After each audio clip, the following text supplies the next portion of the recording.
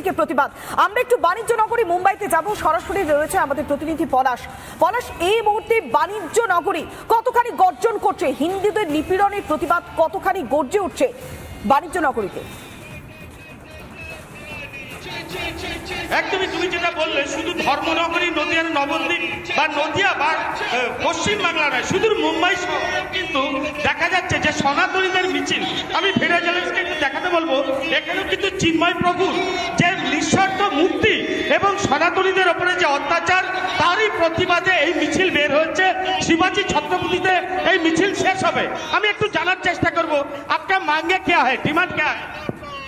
अत्याचार बहुत है, लेकिन अब बांग्लादेशी हिंदू एक हो, यूनिट सरकार सुरक्षा दे और संतों की सुरक्षा ही बांग्लादेश की सुरक्षा है, सनातनियों की सुरक्षा ही बांग्लादेश की सुरक्षा है। नहीं तो मुस्लिम एक कभी नहीं हुआ है, कभी नहीं होगा।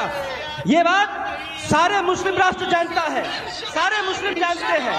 बांग्लादेश सुरक्षित इसलिए है क्योंकि हिंदू सुरक्षित नहीं था, अब नहीं है तो बांग्लादेश भी सुरक्षित नहीं रहेगा। इसलिए हिंदुओं की सुरक्षा ही बांग्लादेश राष्ट्र की सुरक्षा है। অর্থাৎ বোঝাই যাচ্ছে যে এরাও চাইছে বাণিজ্য নগরী যে মুম্বাই, সে মুম্বাইটাও কিন্তু চাইছে যে এখানে এখানে তারা চাইছে যে সনাতনীদের ওপরে যে অত্যাচার, সেই অত্যাচার বন্ধ হোক।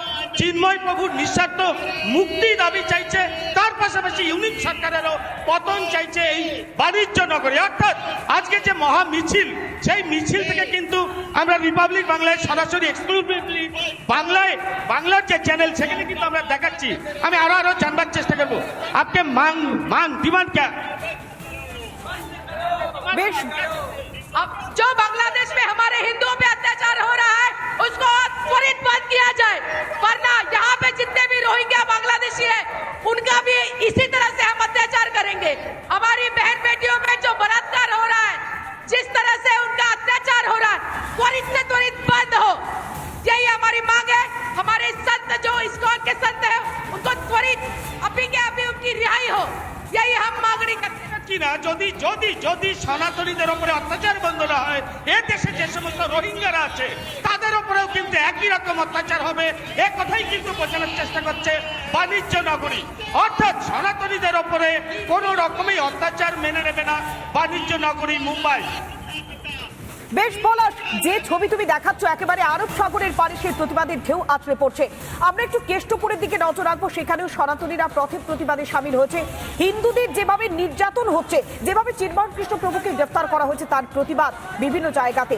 আমরা যাবো আমাদের প্রতিনিধি অনুপমের কাছে। অনুপম, এই মুহূর্তে কেষ্টপুরে ঠিক কি ছবি ধরা পড়ছে?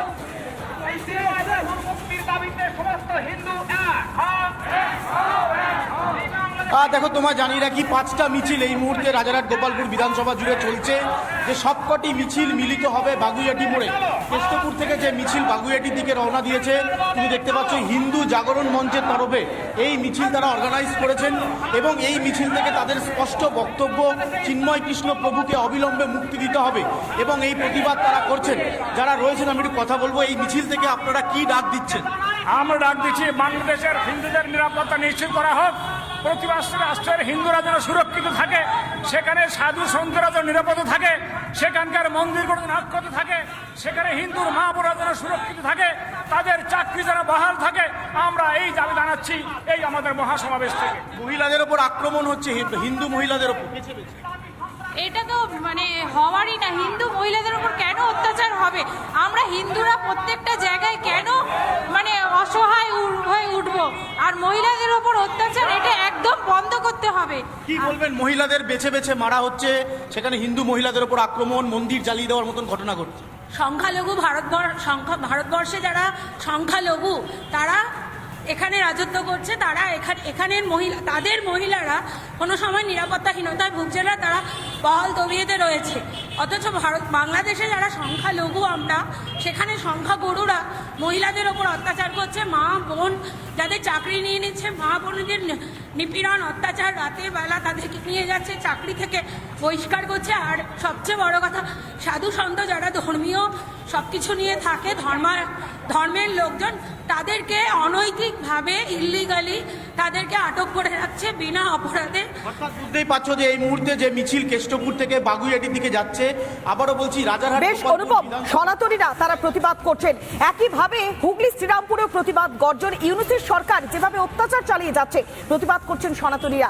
আমাদের প্রতিনিধি সুজিত রয়েছে আমাদের সঙ্গে। সুজিত, শ্রীরামপুরে প্রতিবাদের গর্জন কতখানি জোরালো হচ্ছে?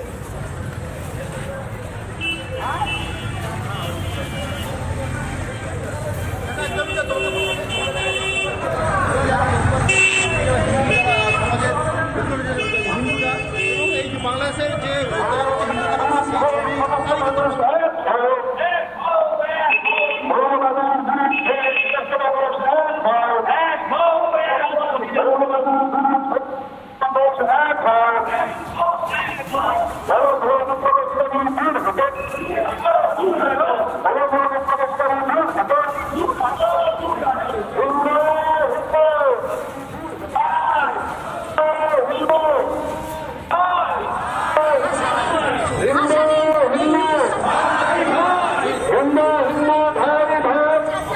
বেশ সুজিত, তুমি যে ছবি দেখাচ্ছ একেবারে পদ্মা পাড়ের গর্জন, এবার গঙ্গা পাড়ে বিভিন্ন জায়গাতে চলছে প্রতিবাদ গর্জন।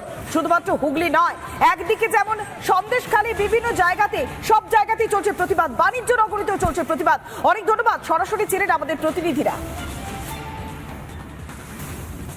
পরমাত্মানন্দ মহারাজ তিনি কি বলছেন, যেভাবে হিংসার ঘটনা ঘটছে কড়া ভাষায় তিনি নিন্দা জানিয়েছেন। আগে দাবি চিন্ময় মিশ্র প্রভুকে নিঃশর্তে জামিন দিতে হবে। আমরা দীর্ঘদিন ধরে এই কথা বলে চলেছি, কিন্তু দুর্ভাগ্যের বিষয় যে নির্লজ্জ ইউনূস এবং তার সাঙ্গপাঙ্গরা সেসব কথায় তো কান দিচ্ছেই না। এমনকি আজকে আরো দুটো ধারা লাগু করা হয়েছে, যে দুটো ধারা জামিনযোগ্য অপরাধের মধ্যে পড়ে। অতএব আমাদের মনে হচ্ছে যে এর পিছনে বৃহত্তর আন্তর্জাতিক ষড়যন্ত্র কাজ করছে। এমনিতেও ইউনূস হচ্ছে পুতুল সরকার, তাকে তৈরি করা হয়েছে সারা বিশ্বে অশান্তি সৃষ্টির জন্য এবং এই এশিয়া উপমহাদেশে যাতে করে ভারতবর্ষের মধ্যে একটা অস্থিরতা সৃষ্টি করা যায়। কেননা এশিয়া উপমহাদেশে ভারতবর্ষই হচ্ছে শক্তির নিয়ামক কেন্দ্র। সেই নিয়ামক কেন্দ্রটাকে ছিন্ন ভিন্ন যাতে করে দেওয়া যায়, তার জন্য ইউনূস সরকারকে এখানে বসানো হয়েছে।